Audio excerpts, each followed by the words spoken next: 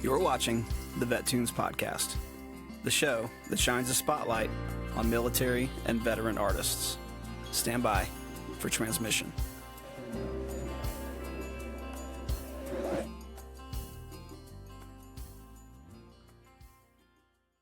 We are coming to you with Season 2, Episode 2, and an incredible artist that I am excited to tell you guys about. His name is Darrin Brightmon.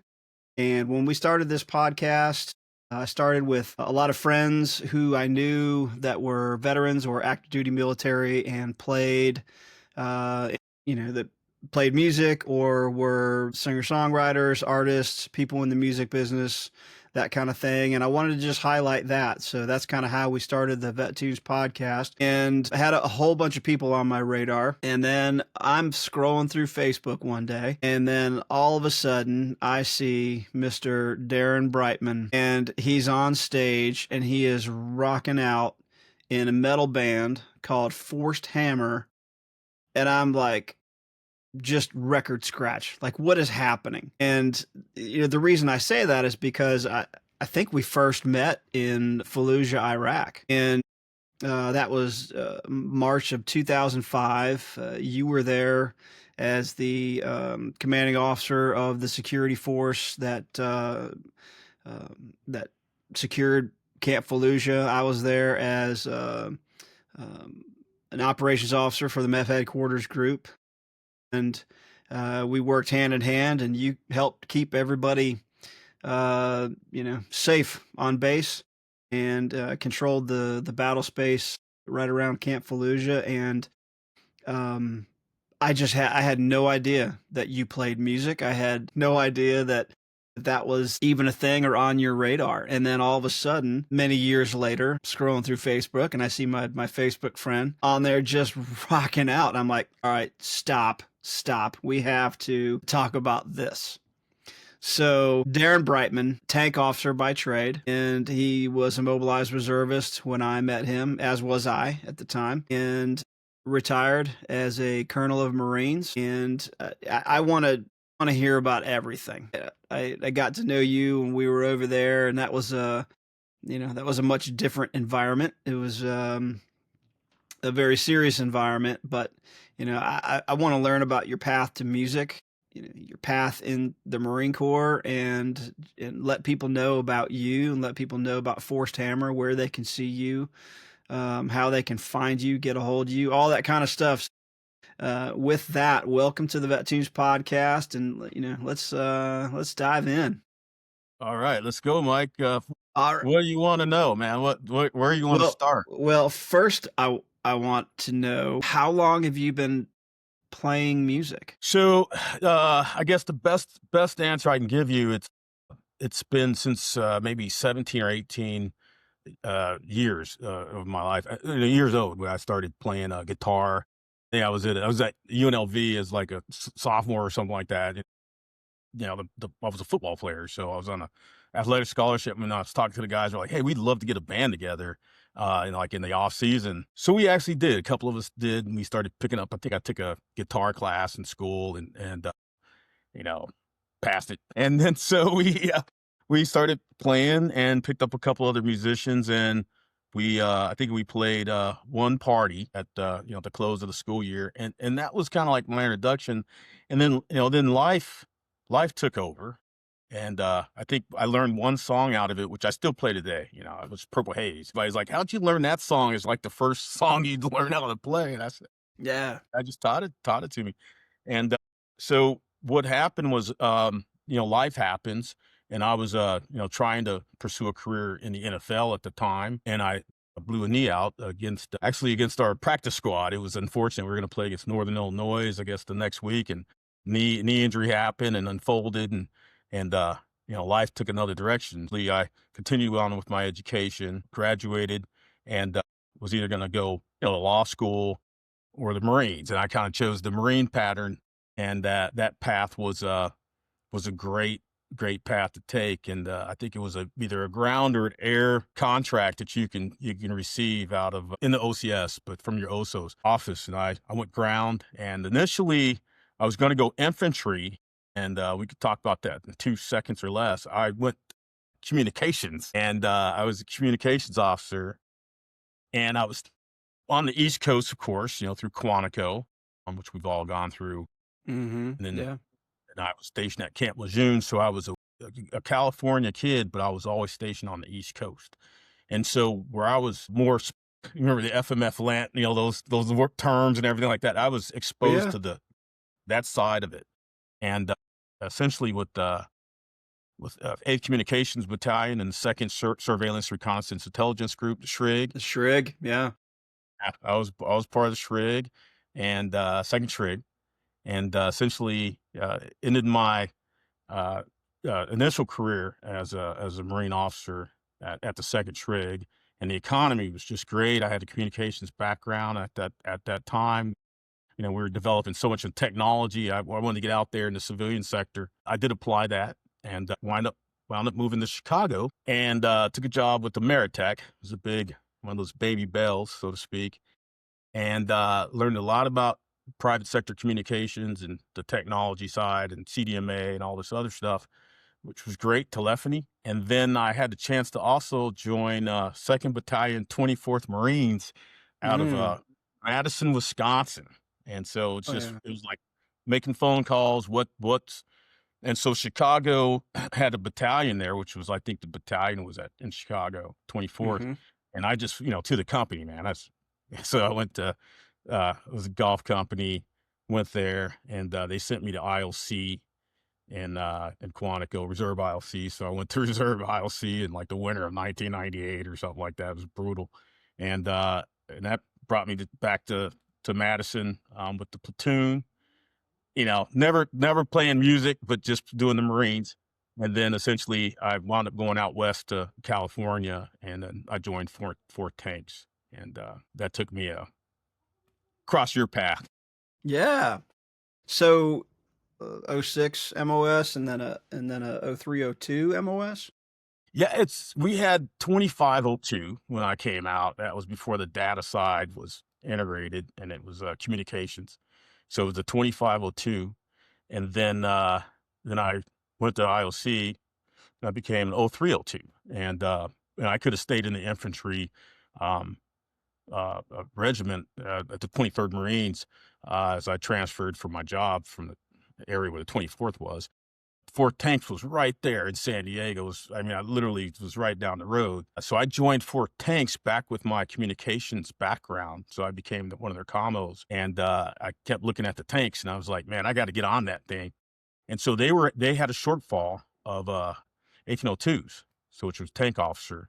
And so I essentially took the opportunity to go to tank school and bridge course of it, and there we go. We were a Fort Tanks from there. Wow. Wow. So, when were you at Camp Lejeune? So I was at Camp Lejeune initially from, let's say, 95, 92, 93 to 96. That's what it was. 3 years. So we were there at the same time. Man, And must be a then small world. and yeah, and then, when I got back from Iraq, I went onto the AR program and became an I&I out at 24th Marines in Kansas City. So the higher headquarters to 224. When were you at 224? I was there from 97, 98. So I left in 98 to go actually, I went to Tate School in 99. So it was about a year and a half before I left Chicago. And I think it was two winters in Chicago. So I Fort McCoy, you know how that was. And it was time to get out west. So, but a Mm, great experience. Enjoyed it. I missed 24th Marines, of course. No more, but it yeah. was a great experience. It really was. Yeah. I went up to 224 when the battalion was getting ready to deploy. I believe they were going over as a Sec 4 security force, and we did a bunch of planning conferences. The one thing that I realized about Chicago is that it's a great Marine town. They're really supportive of their Marines, very supportive of uh, of 224 that was there. I think there was a recon unit up there as well. We had the battalion headquarters in Chicago, and Yeah, then golf company was in Madison. So I used to drive literally past the battalion to get up to Madison. yeah. So, and I think Ames, Iowa had, man, like an Echo Company or something like that. It's like been a while. Mad Ghosts, right? Des Moines, Iowa, the Mad Ghost 224. Yeah, I mean, like I said, it was they were well thought of in Iraq, and like I said, I think we were there in 2005, and they had already deployed before us with their battalions through. I don't recall anybody from 24th Marines there when we were there. I know the 25th Marines was there, so Mm-hmm. we had Yeah. a chance to work with those guys as 4 tankers in a CAX, DesX, and 29 Palms before they deployed, and they had a tough deployment over there. I think that was 325. Yeah, yes, That was sir. over there. 325. Yeah, I want to say they took like 52 casualties. One of the hardest hit units in Marfil Res and 4th Marine Division. That Yeah, was rough. They were in there Operation Matador. yeah. Yeah, that was they had a rough go. So you get back from Iraq. You were over there, let's see, for the first 6 months. Did a fantastic job. Kept there was about 8,000 folks at Camp Fallujah with the different RCTs that were out there and a lot of the support folks and then all the civilian personnel. There was a lot of folks there, a lot of critical infrastructure, command elements, things like that. And you and your boys did a fantastic job making sure that you were holding the wire, make sure everything was good. Thanks, Mike. I appreciate it. Those guys were solid, and I couldn't ask for a better team. And from a leadership standpoint, I think we had issues just like anybody else did over there, but we tried to get on it as soon as we could and make sure the Marines knew that the mission was number one, but they were very close second, if you could say it like that. And I'm glad that we had that opportunity. Yeah. It was great getting to work with you over there. Still a little surprised that 6 months of us being over there and all the time that we spent together, either before Se- briefs, seven after briefs, or months, something. 7 months, 7 7 months. months, Yeah, and 7 months. Every day counted in that thing. not one mention of music. I mean, I had a guitar over there. That was my own personal therapy. You'd think it would have come up. So imagine my surprise when years later I'm scrolling through Facebook and I see Darrin Brightmon up there on stage just crushing it. Just crushing it. I don't know. I guess I wasn't really expecting the metal thing, So what got you into metal? What got you into that kind of I the think it was music?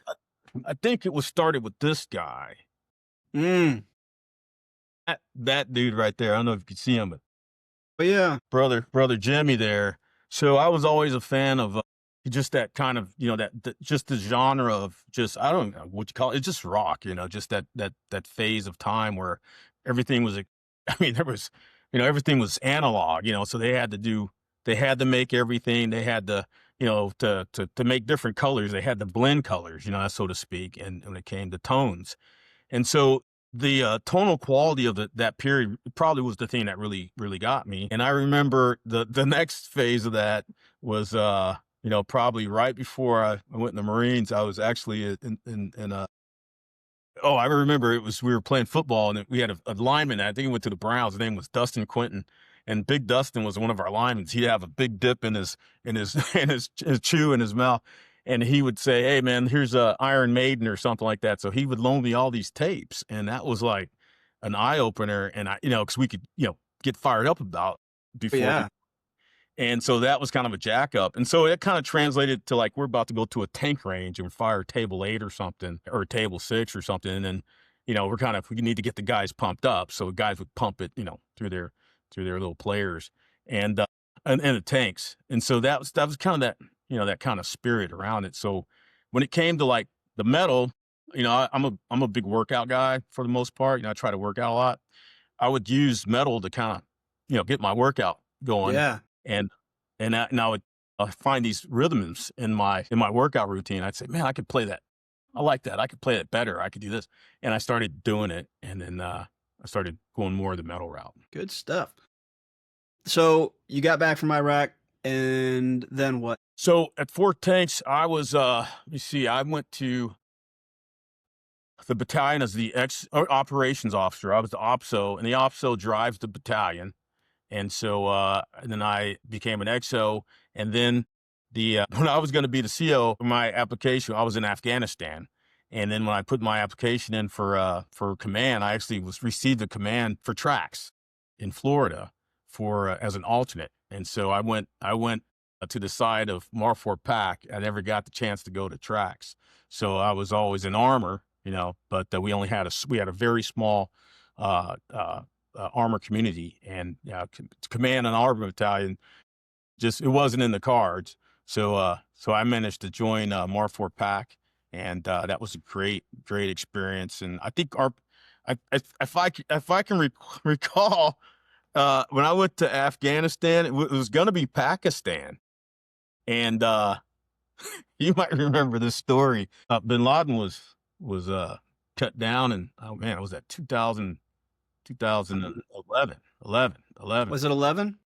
Yeah, because I was going to go over to Pakistan and work with ODRP in Pakistan. I won't get into it, but that that that operation was the one that the Paki said no more, nobody can come in our country anymore that's wearing a uniform, and so that's where I went to Afghanistan. I guess some drug deals were made, on the personnel shift side, and JMD and all stuff like that. So I stayed on the Afghanistan RC South side, and I would go to Pakistan as a liaison, and that was a great opportunity. Uh, that was 2011, 2012. So were you part of the IMADET out at Marfor Pack? Yeah, exactly. Okay.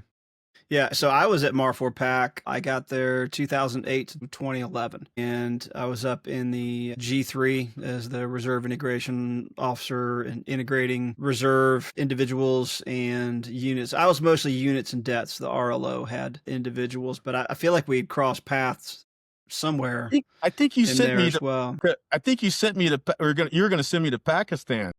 I was trying to come out to Hawaii. Yeah, that was kind of the that was the thing is like you get a lot of folks that would want to join the Hawaii individual mobilization augmentee, the IMA debt. Yeah. And they're like, "Oh, we're going to go to Hawaii and we'll do our 2-week AT and we'll go do our drills there." When actually it's like, Yeah. "No, we'll just send you straight from where you are to wherever you're going to go." Yeah. So there was a lot of folks who who joined the IMA debt, and they got to go to Korea during the summer, either UFG or Key Resolve, or some of those I things. loved it. I mean, so that 2011, 12 period was, I told my wife, like I said, there's an opportunity I can go ODRP. It was Pakistan. It was just a great, the whole thing was great. It was a great opportunity. I know people were like, but it wound up after the operation with Bin Laden. It was, there was no more Pakistan. So it was RC South. So I went to Afghanistan, like I said, and we coordinated border cross. A lot of stuff that took place there. And it was just it was a great tour. It was where we were in Iraq, and that kind of conflict it was unique for Iraq, where it felt like when I was in Afghanistan, it was like, you knew there was a closure because we were trying to transition at some point, but you knew that it wasn't going to be in a 24 hours or a day later. It's going to be many years down the road before the Afghans were ready to take over those responsibilities. And we don't need to go into it, but you Yeah. know, Yeah. Yeah. Not the best of end results. Pretty disappointing, but so you're you're utilizing music in in workouts and in getting fired up for going outside the wire and that kind of thing. Were you do you write? Were you writing music at the time? Were you thinking at some point down the road, hey, I'm gonna go and pursue this? It's interesting, but I wrote a lot when I was in college. I wrote a lot of songs that even though we're playing today, years down the road. But there's a period where I didn't write, and it was like we were talking about that period when we were deploying and all that. I didn't. I don't know, Mike. It's like I remember we would. My focus was the mission and getting our Marines home safely, and it was like that was it. That was my world, and I never wrote. I wrote into a journal, as far as what happened the day of. There were some interesting days and nights there, but I Mm, never wrote any lyrics. And then I found myself now writing more about experiences we've had in the past, like we've, had in Iraq and Afghanistan, and versus hadn't done that at the time. And that's just, I mean, I don't know what happened, but I can't explain it. It's just the way it is. yeah. Well, a lot of times that stuff, it takes a while to seep in.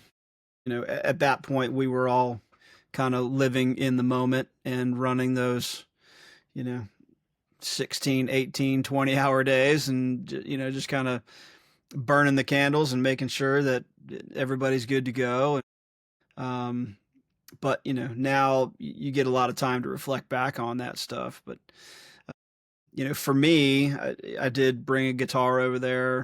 I didn't do a lot of writing at all. That wasn't the purpose, really. I just would strum on that thing every once in a while, or when things calmed down, we went to that auxiliary building at Charlie Med and got together with a couple other folks, different services, all different ranks, just kind of passing the guitars around, and it really kind of became a therapeutic thing. And I knew that I was there for 12 months, and it was just my little therapy. But yeah, I didn't do any writing because I just it wasn't a creative space for me. It was an operational space. You know what I mean? I think it's just kind of the way it goes.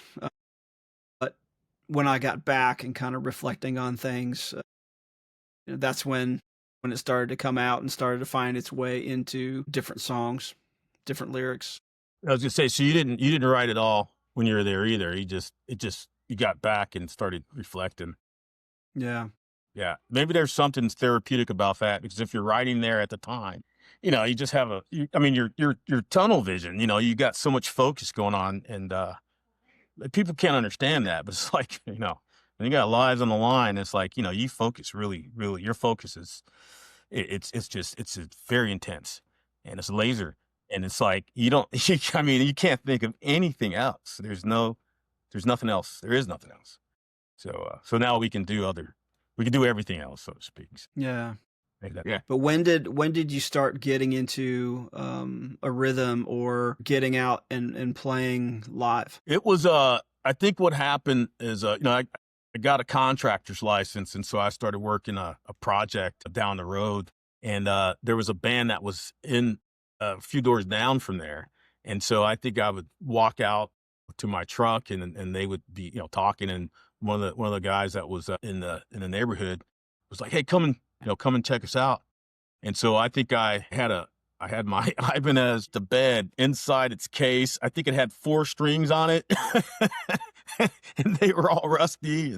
And I just broke it out. And this was, probably 2017 or something, like 2016 or something. And I just started playing it. And then, I started playing it to get good enough to go down there to try to just not an audition, but just to play with the guys. And so it became something of it became a unique thing where I just found it to be therapeutic and it was fun. When you learn, and I took lessons and the next thing you know, I'm playing more and more. And my wife's like, "Yeah, you're playing more and more." And so I just joined that band, and I think it was called Rock Canyon, and we played a couple of shows or something like that. And then, and moved on to Forced Hammer, another band, Forced Hammer, started Forced Hammer. So it was all in the cards. Yeah. So where you're in SoCal? San Diego. Yeah. Yeah, San Diego. Yeah. And what's the metal scene like down there? San Diego's more of a yacht rock. It's there. I was on the phone today talking with some some club owner, and they wanted to put us into a show. We were just talking about shows, and to fit us in with the metal show. And there's so many more metal bands coming up, and there's more variety than there probably has been over the past few years. So there are spots like San Diego's very, like I said, it's. I mean, I play blues a lot. I love the blues, man. I love the blues. Like I can play Americana. I can play a little country, because I can, do arpeggios where I feel comfortable with. But I love the blues, and so I think that's the part of San Diego where you can go anywhere with that. Mm, Metal, you can go places too, but the blues are everywhere. yeah. What's your favorite venue? So I enjoyed playing. We played at the San Diego Fair, which used to be called the Del Mar Fair years ago. It was we played on the 5th of July, and then we had a lot of guys from Fourth Tanks. We did a kind of a Facebook community. Hey, Colonel, so the guys came out, and then we had a mini reunion. Kip came out from Hawaii, and Heber came out. These guys came out from everywhere. I think he came out from New York, and the guys that were local came out. And so we did the show. We played that venue, and there probably wasn't any more than 200 people in the crowd, but it was just great because it was like you felt like it was an experience that you want to repeat. Hopefully we'll play that one again in 2025, 2026. Time Yeah. is flying. Time is Man, flying. yeah, that it is so crazy, right? So I saw you up there, rocking out some videos that are out there on Facebook, and I'm like, wow, you got a colonel up there playing metal, just rocking out. And then, I retired as a colonel myself, and the last big show we did was at Camp Lejeune. We went to do their Fourth of July celebration for the 250th, um, and you know, and we rolled in there with a 10-piece band, and this great crowd. I spent a lot of time at Lejeune. I retired out of there, so it was great to go back there and play. And then there's a buddy of mine. His name is Rich Wilson, and he's a retired colonel as well. He's up out of the New York area playing in this great party band. And I'm thinking, man, you got three colonels out there just rocking out. And then I'm thinking, well, We were in our 20s. yeah, like originally I was just like, okay, there's it's kind of a unicorn type thing, but then I'm like, well, shit, how many more are there? How many more, Many. retired Marine colonels are out there just rocking out, kind of waiting and to get out there and just go up on stage and kill it, man. We ought to start like some kind of group or something. Yeah. But we got to get Man, you it's out great. to Nashville, get you down here to the studio and check that out.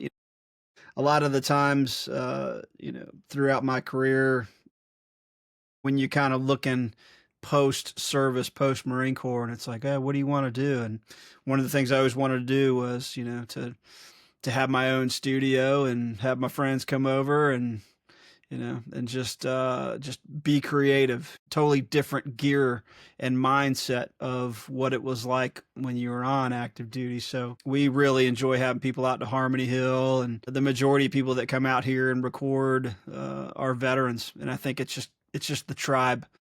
Yeah, And it's nice to come absolutely. out here in the middle of the country where you can't see any other houses, and if we want to stop and take a break from recording and go out and do a little shooting or something, we could do that. But yeah, Sign me up. yeah, man. Yeah, you got to come see us. You got to Yeah. come see us. So you were at Camp Lejeune. You had a studio at Camp Lejeune. Am I saying that right? Before at Jacksonville? Yeah, it was in my dining room. Oh, okay, okay, okay, Yeah. okay. Now, I worked out of a studio in Wilmington. Good friend of mine, Tommy Brothers. At the time, he had Audio Genesis down there, and now he has Shoreline Studios. Just a fantastic setup that he's got out there. But I would do a lot of the pre-production at the house. So now, we purposely built the studio. We've got the main room for tracking, the control room, the vocal room. So yeah, nice setup. We got a Trident 24 channel analog board, and just get some great tones through that. So Oh it's a yeah. lot of fun. It's a lot of fun. I'm enjoying retirement. and just being able to be home, be still, be creative. That's great. I think I remember, if I'm correct, you were over in Okinawa, and our paths crossed so many times. You know, 'cause you'd be in Hawaii, I'd be right behind you. I saw you playing. I think I came out with Kip one time, and we saw you down in, uh, you know, uh, Honolulu, and I think you were playing at, it might have been like a open mic night when you had your acoustic and you were playing with, Mhm.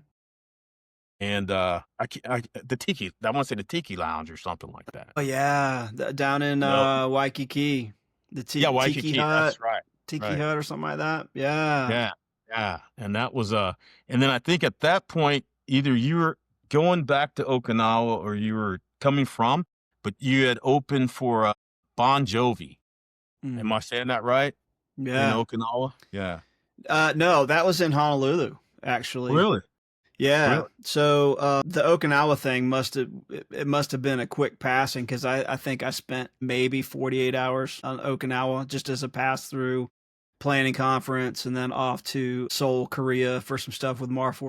But yeah, man, Hawaii was the thing about being a, a singer songwriter, an artist, or something like that kind of thing when you're on active duty is you have to start over in a new place every 2 to 3 years. And as soon as I got to Hawaii and we got settled, kind of got into a battle rhythm, I went and found an open mic and went out there and played. And then I started meeting people, and then they would invite you up to different venues and stuff that they played. And I had an album came out in 2008. Recorded it in Kansas City, and then it wound up coming out 2008. Got to Hawaii. We recorded a music video for it, and then I heard that they were having some kind of competition to open up for Bon Jovi. So I submitted this music video, and Bon Jovi was in town for I believe that was 2010 or 2011. It was the Circle World Tour, and it kicked off in Honolulu at Blaisdell Arena. And they did 2 nights there, and there were two bands that won an opening spot, and I just happened to be one of them. So as soon as I found out, it was on a Friday, and the show was on the next Friday. So I had a week to put a band together. So I had been to the Toys for Tots concert, and I watched the Mar 4 Pack band, and I was like, wow, that drummer's fantastic, Matt Cole. And I went to the Mar 4 Pack band officer, and I was like, hey, Brian Sherlock. And I said, hey, Brian, I was like, I just won this opening spot for Bon Jovi, and I'm looking for some folks that, want to be in the band. And he's like, well, I don't think that'll be too hard. He's like, I Yeah. can ask him, but it's not an official duty thing. So it's all kind of on the side or whatever. So yeah, we crammed for a week straight and got up there and just crushed a 30-minute set, Oh, man. It was awesome. that is where was it? Where was it? What venue? Blaisdell Arena. Okay, Blaze. Blaze. Oh, wow. Yeah. It was it's a smaller arena. I think it held 8,800 folks, and they were both sold out. Um, but one of the coolest things about that show was, obviously getting to play it. Um, but then, and I'm a huge Bon Jovi fan. I always have been, and Wanted Dead or Alive is just one of my favorite songs. It was my go-to karaoke tune. I just love Yeah. it. And we got done playing, and then we struck all our gear, and then we got to go out front, watch the show, and then during the encore, I went back behind backstage into Monitor World, and they did Wanted Dead or Alive as an encore. So I'm in Monitor World. I'm side stage. I don't know, about 20 feet away, and they're just they're just killing it. And this was right before Richie Sambora had left, before that whole thing. But man, it was just one of those magical musical moments. Like, man, how crazy is this? Yeah. It was insane. And then That's a resume uh builder right there. yeah, and we also got to open up for the Black Eyed Peas when we were there. Wow. And, and that was at Bayfest on Marine Corps Air Station, Kaneohe Bay, Yeah. 15,000 people. And, it's just right time, right place. The folks at MWR, they knew who I was. They knew that, that I played music and that kind of thing. And it just kind of happened naturally. But, just like I said, being on active duty and starting over every couple of years is, after the Bon Jovi show, just a couple months later, I PCS'd up to Quantico, and then now you're back to finding the open mic and starting completely over. Yeah. Yeah. I don't think Bon Jovi hit Quantico too many times. So I No, might be I don't mistaken. think so. No. So, I was on active duty for 5 years, and then I got out, did the music thing full time. And one of the fondest memories is we had done a show at Quantico for all the folks on base. And we're up there and we're on this stage, and the stage is kind of back by Marine Corps University, where there's a big train tracks, right, that runs right through Quantico. And we're up on stage and we're playing Long Train Running by the Doobie Brothers. And then this just enormous train just goes by, and it was like, I mean, it was super loud, and it's right behind us. And my bass player's like, "Long train running, dog." It's And it like was just we planned that, right? it was just like one of those magical musical moments. Yeah, Yeah, yeah. man. No, I followed your I would call it, your rise because I'm telling you, Mike, when I was in Hawaii and we went literally to the tiki hut, right? I keep Yeah. calling it tiki lounge, but we went there and I mean, it was just, it was amazing weather and everything. And just to sit there, I think I was with Kip Button from Marfor Pack. We were just like, man, there's Mike. And, Kip went to Iraq with us, right? So we're like, man, this is He was your amazing. opso, right? Right. He was my opso. And to this day he wound up becoming, I think he was the opso at Marfor Pack for a little bit Yeah, before he he was out retired as there on the well. Amadet. Yeah. Yeah. So it was just a small Marine Corps world. And we're in Hawaii, and the last time we had seen each other was in Fallujah, the three of us. And so in probably some office space trying to figure out how we're going to get home. And those were the days. So that's just it. And then here we are. Here we are plucking a guitar and sipping Mai Tais on Waikiki, man. Yeah. Yeah. Yeah. That was pretty amazing. So, I think, but it was just like I said, it was like, man, Mike really did some awesome stuff. And when I started playing with Rock Canyon, because that was a different kind of band. That wasn't a metal band. We were playing more, when you play everything, we were playing, oh man, we were playing like Give Me Three Steps. We were playing, Sweet Home Alabama. We were playing, just anything you can imagine. And it was just classic rock. And so I think I was telling the guys about you, and they're like, yeah, you know that guy, yeah, right. And I was like, yeah, I actually was in Iraq with him, and so it was just a good follow. I could follow your trajectory and what you're doing now. It's awesome. And then, like, lastly, what we did last year, I don't know if people remember, but we did that it was like the suicide awareness, um, the little video, just kind of a Yeah. PSA. And Yeah. that was like my first time, talking to you since the last time I saw you in Hawaii. So that was Yeah. awesome.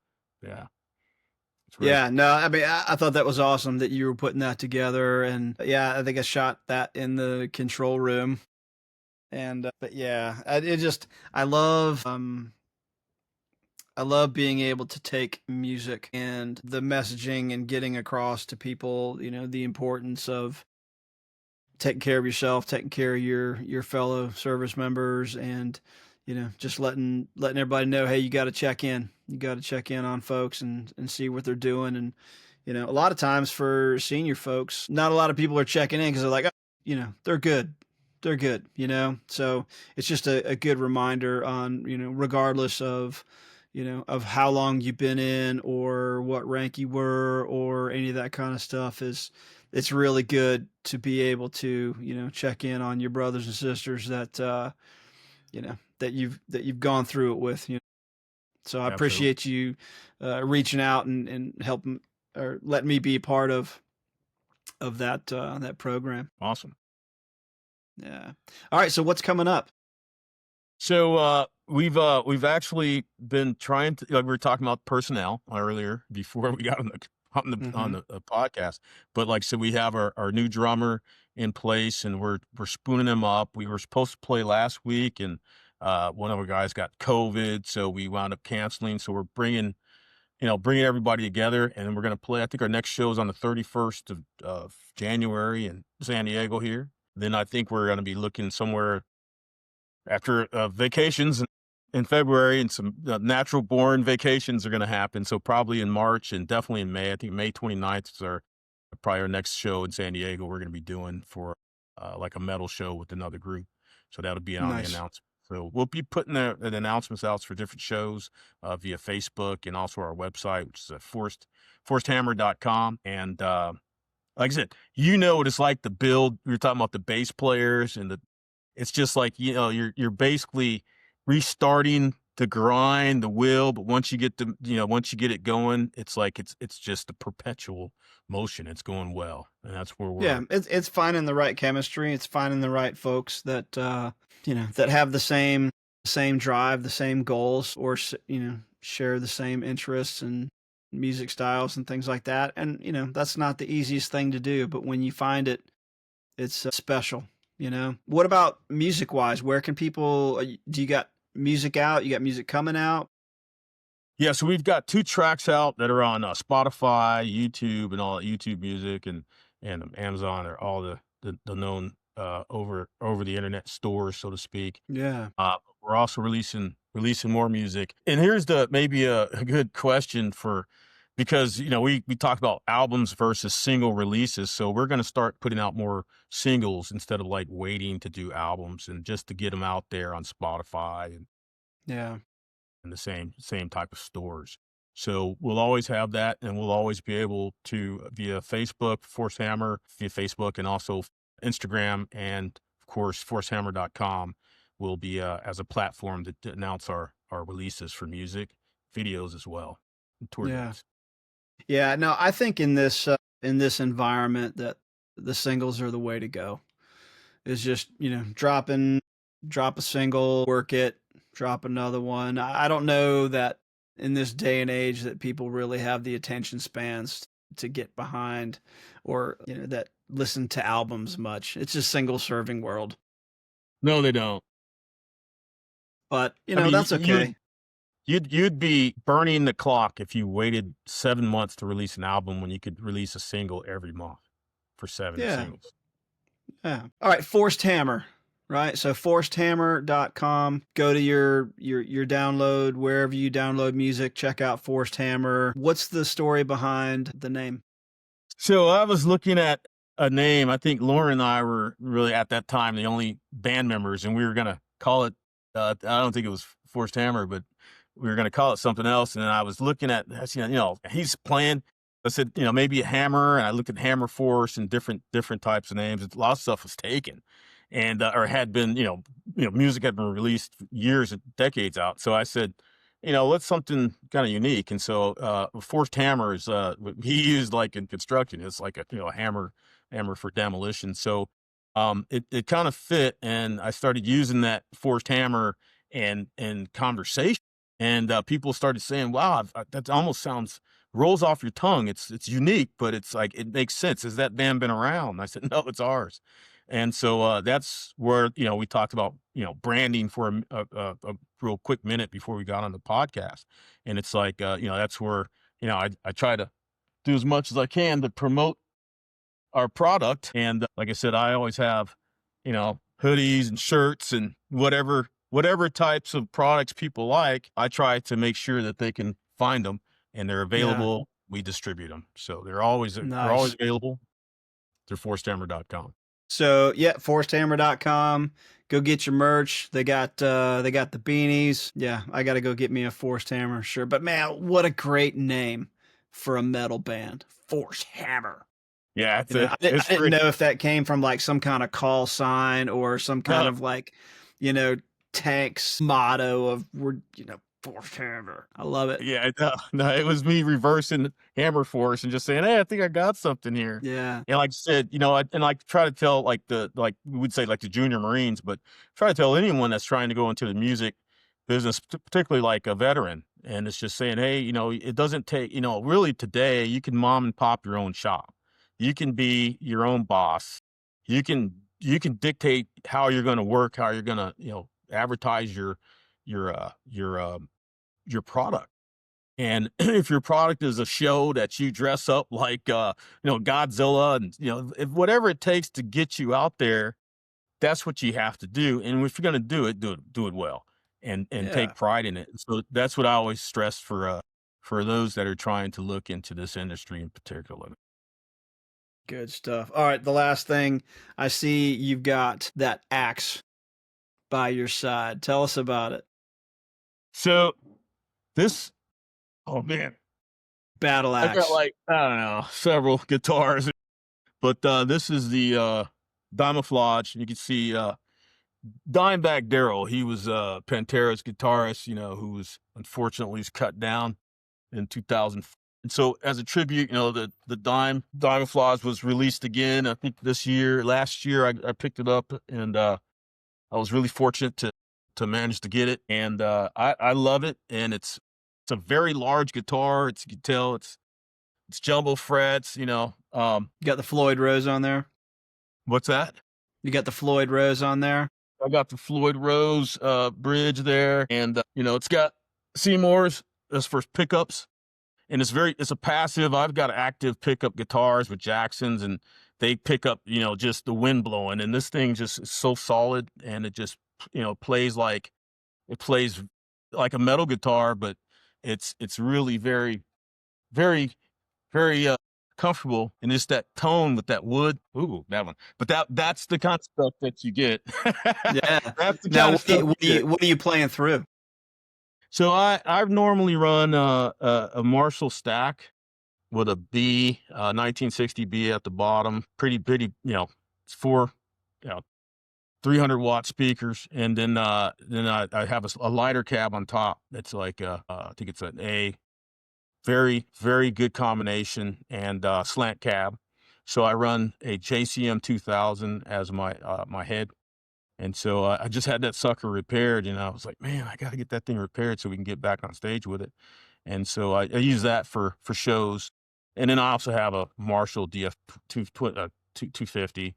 So it's 212-inch speakers and 50-watt amp, and it's also great. And then whatever I have going through my rig, which is a line a line 6 Helix, and so it's a processor.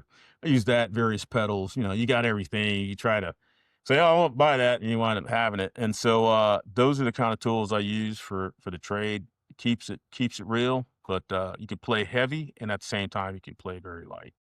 Yeah. No, I the beauty of playing music in this day and age, as opposed to when I had started out, when you're rolling around with the 15 passenger van and the trailer, and you've got the power amps that run the passive speakers, and you're just lugging all this heavy gear all over the place. Nowadays with powered heads, or, you got I got a buddy of mine who's, he swears by the Helix. He plays live a lot, so it's easy for him to go out there and get consistent tones. And it's such a simple setup. I got another buddy he's a Kemper fan, but when you do come out to Nashville and you come to the studio, we do have the Marshall full stack. So it'll be ready and warmed up for you. Plug in there and just start having at it. Yeah, I started eating with that thing, man. I Yeah, love man. this Marshall. Yeah. So, all right, man. It's been so good to catch up with you. Much luck and continued success with the music. Forced Hammer. I'm excited for people to learn more about you.